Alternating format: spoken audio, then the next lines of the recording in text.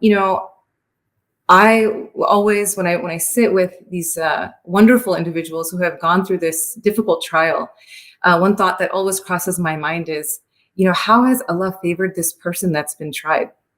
And what can I learn from them? How can I sit with them? Because, so if we think of a trial or difficulty, instead of looking at ourselves as maybe victims or looking at ourselves as having misfortune, maybe welcome the possibility of a spiritual awakening or detachment from dunya and a sort of freedom from holding us hostage to the opinions of others.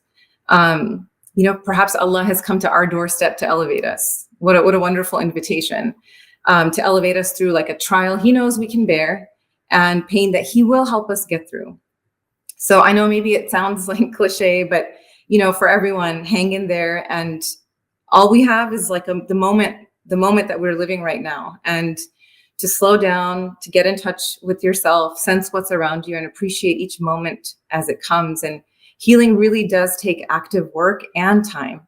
So struggle is not failure. Struggle and effort is progress. And Allah sees those efforts.